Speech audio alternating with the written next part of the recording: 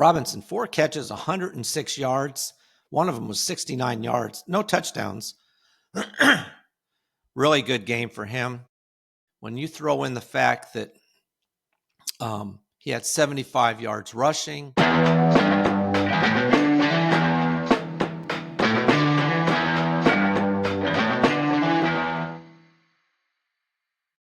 Welcome to Just the Stats NFL, the show that covers the NFL statistical leaders from the all-time greats to the current players leading the NFL. So this is my post-game new format. I've done one game. Takes a little bit of adjusting, but I'm going to try to cover each game individually and then move on to another podcast instead of one long podcast that covers 7 or 8 games. So that way it'll be a little shorter and we'll be able to move along. You can listen to every podcast or just the one about the game that involved your team. So what I'll also do on Wednesdays is I will cover statistics and standings. I'll cover the standings of every team and every division, and we'll look at that, and then we'll look at the statistics, who's leading the NFL in various categories, and then we'll wrap it up with a look at the fantasy numbers as well. So in this episode, we're looking at the Washington Commanders at the Atlanta Falcons. Interesting game. Atlanta Falcons last week lost 30-0 to the Carolina Panthers of all people, and they come back and beat the Commanders 34-27. Now, the Commanders were without Jaden Daniels. Mariota replaced him, but still it was an impressive turnaround for the Falcons. Just a interesting game. So they're both now 2 wins, 2 losses. In this series now, the Washington Commanders lead the series 19 games to 11 with 1 tie. This was a fairly close game all the way through. I mean, at halftime, it was 17-10. Atlanta, they definitely pulled away in the third quarter. They had 14 points in the third quarter to really put this game away. Washington tried to come back in the fourth quarter, but they just didn't have enough firepower, enough time to do it. All right, let's look at some of the team stats in this game. Yeah, the Falcons, what a difference. 1 week. This is what makes it so hard to judge games because as bad as Atlanta looked last week, they looked that much better this week. So in this game, Atlanta had 24 first downs, Washington 17. Total net yards, Washington 294. Atlanta had 435 net yards. So really a much better game. Atlanta had the ball for over 34 minutes and Washington less than 26. So they dominated there as well. They just had an all-around really good game. Another area, one of the biggest differences in this game, well, there's a couple. Washington fumbled the ball 4 times, though they didn't lose any, but it just bogs you down. And instead of touchdowns, they kicked field goals. 4 field goals they made in this game, Washington. If they can convert one of those into a touchdown or, 2 of them, have a different game here. Well, Atlanta had 2 field goals, but then they had the rest were all touchdowns. Another key category was in third downs. Atlanta was 6 for 12, 50% on third down conversion, while the Commanders 1 out of 8 on third down for only 12%. Now, they did have 2 fourth down conversions, but it's difficult to win a game when you can't convert on third down. I mean, only once out of 8 times, not too good there. All right, let's look at some of the numbers. We'll start with the quarterbacks. Marcus Mariota, 16 completions on 27 attempts for 156 yards, 2 touchdowns, 1 interception. He was sacked twice. He had a quarterback rating of 84.8. And Michael Penix, what a horrible game he had last week. This week, 20 completions on 26 attempts, 313 yards, double what he had last week.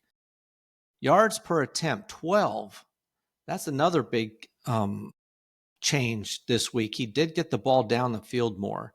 2 touchdowns. He did have 1 interception. He was only sacked once, unlike last week.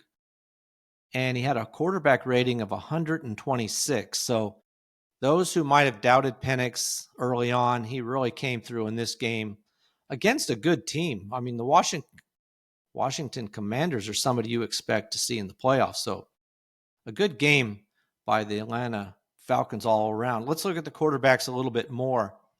Get on this right game here. Let's see here. Sorry about that. Let me get it to. Okay, here we go.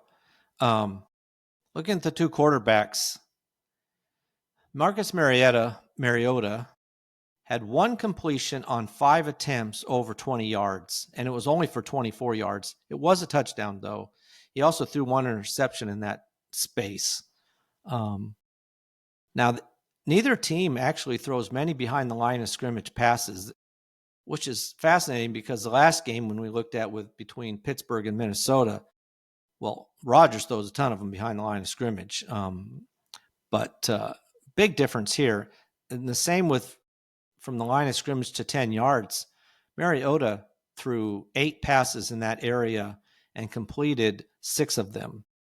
So he was really trying to go down the field a little bit from 10 to 20 yards. He was 7 out of 9 with 1 touchdown. So he did try to go down the field somewhat more than some of the other passers, but only 156 yards. He only had 16 completions in this game. If you look at the big difference, Penix had 4 more completions. He had 20 completions, but he had twice as many yards. He had 313 yards on the same, only 4 more completions. He only threw the ball over 20 yards twice, completed 1 for 43 yards. So he much shorter passes for him, only 2 passes behind the line of scrimmage, and completed 1 of them for -7 yards. So that was not a successful area for them. What was successful was from up to 10 yards. He was 13 out of 13 in that area with 2 touchdowns. So that was an area that either it was just open for him or he was very comfortable throwing it, within 10 yards of the line of scrimmage.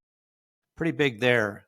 From 10 to 20 yards, he did have an interception, but he completed 5 out of 9 from that in that area. So a little bit more struggle when he went over 10 yards, but perfect within under 10 yards. So pretty good there. All right. Looking at some of the other numbers in this game, let's see here. As far as the running backs for the Washington Commanders, Rodriguez, 7 attempts, 59 yards. He averaged over 8 yards a carry, but one of those out of his 59 yards was 48 yards, had a rush for 48 yards. So, 6 for 11 on the rest of them. Now, this is where you don't want to start a running back yet for the Washington Commanders because you don't know who's going to get the ball. Merritt, who seemed to be the guy, also had 7 carries for 47 yards, averaged 6.7. So they averaged a good amount. Even Mariota had 2 carries for 20 yards. So the team as a whole averaged quite well per carry, 6.68 yards per carry. They had 22 rushes for 147 yards. So they really did quite well. But as far as fantasy goes, when you have 2 guys carrying it 7 times apiece and nobody scored a rushing touchdown, so it really wasn't good. And if you jumped on the Jeremy McNichols bandwagon because of last week, 2 carries, 3 yards. So you didn't want to do that. Looking at the Falcons, again, Bijan Robinson had a good game. 17 carries, 75 yards, 4.4 yards a carry. And he did have 1 touchdown. I mean, his longest carry was only 14 yards, so he really did have a really good average. It wasn't weighted by one particularly long run. Algier had 16 carries himself, only 51 yards, though, 3.2 yards a carry. He did have a touchdown as well, so they each had a touchdown. So they really did rush this ball 37 times if you throw in Penix 4 rushes as well. 37 rushes is a lot, really. Now, looking at the Commanders as far as the passing game goes. Without McLaren, Deebo Samuel stepped up, had a good game, 6 receptions for 72 yards and a touchdown. He was targeted 6 times, caught every pass. So between the fact that he also had 3 rushes for 9 yards, he touched the ball 9 times in this game for a total of 81 yards. They used him pretty well. And in fact, he was the only receiver. He had 3 times more receptions than anybody else in this game. Mariota only completed 16 passes. Deebo Samuels had 6 of those. Zach Ertz, 2 catches for 21 yards. He was targeted 4 times. Jalen Lane, 2 catches, 18. Luke McCaffrey, 2 catches, 21. Now, Luke McCaffrey was targeted 3 times, and he did have a touchdown. So he did drop a pass, though. And then again, Jeremy McNichols, like if you jumped on his bandwagon, you probably want to jump back off. He had 1 reception for 0 yards. He was targeted twice in this game. So nobody stood out really except Deebo Samuel. He really did have a good game, and they do need to have McLaren back. He adds a completely new dimension to the team where Samuels is good, but they play 2 different roles for the Commanders.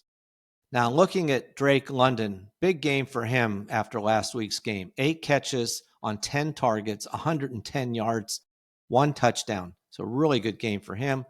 Kyle Pitts continues to rack up the catches. 5 catches in this game on 5 targets for 70 yards and a touchdown. He's really going to be one of the top 5 tight ends after we look at fantasy numbers next week or on Wednesday. Bijan Robinson, 4 catches. Excuse me, I had to get a drink there, my throat. Robinson, 4 catches, 106 yards. One of them was 69 yards. No touchdowns. Really good game for him. When you throw in the fact that he had 75 yards rushing, plus another 106 passing, I mean, that's 181 yards he had in this game. Really big game. He's really right up there as number 1 running back right now in the NFL overall. Big game. And this is not his first game. I mean, this is a lower number of receptions, but this is not he's had 100 yards before this season already. So he's going to be impressive. After that, no one else. It was really those 3, London, Pitts, Robinson. No one else had more than 1 catch in this game. And only 20 completions. But like I said, 20 completions, London had 8 of them. So he's basically getting 40% of the completions. That's what you want if you have Drake London. All right, those are some really big numbers for this game. Looking at the defenses here for the Commanders, no one really stood out too big. Bobby Wagner, always good. 10 total tackles. 4 of them were solo. In this game, they did only had 1 sack in this game. My mind went blank here, of Penix. 1 sack of Penix in this game. So Penix was much better in this game than he was last week. And Frank Louvu had the 1 sack, along with 8 total tackles in this game. Now, the 1 interception was by Mike Sanders-Ristil. He had that 1 interception in this game of Penix. And he also had total 7 tackles. So he had a good game as well. All right. Looking at the Atlanta Falcons, Jesse Bates, 7 tackles, 4 of them solo. Really not nobody had more than that. So nobody really stood out big time in this game. They did have 2 sacks, but they were all half sacks basically among 4 different people. So nobody stood out hugely, but they did have an impressive game overall. All right, that's a look at the game a little bit. Now let's look at the top 10 between the Commanders and the Falcons, see if anybody stood out here. For the Falcons, top 10, Bijan Robinson was able to make it into the top 10 all-time in rushing touchdowns. He now has 19.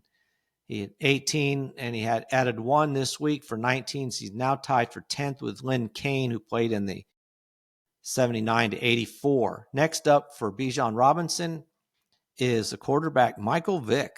Had 21 rushing touchdowns when he played for the Falcons in the early 2000s. Now for the Commanders, Darren Payne had been sitting on 60 for quite a while, along with Jonathan Allen, tied for second. And now he is all by himself, Darren Payne. With 1 tackle for loss in this game, he now has 61. He moves into second all-time ahead of Jonathan Allen, who was with the team last year. Ryan Kerrigan is still number 1, and he will be for quite some time, with 119 tackles for loss. So Darren Payne just over halfway of catching him. So he'll have to be with the team for quite a while. That is the only top 10s in this game. The other numbers, like I said, Commanders lead this series now 19 games to 11 with 1 tie. They're both 2-2 going into next week's game. The Falcons win this game 34-27. That is a wrap for this game. Next up, we'll get to that one as soon as possible. Please like and subscribe. I'm trying to get used to this new format and things to say and so forth. But please like and subscribe at YouTube. You can do that at Just the Stats NFL. You can find me on any podcast sites, Spotify, Apple, or any of the apps you might have. If you can't, let me know, and I will make sure to become available on those podcast apps. Also, you can catch me at justthestatsnfl@gmail.com as well. All right, that is a wrap for this episode of Just the Stats NFL. So until next time, I am out.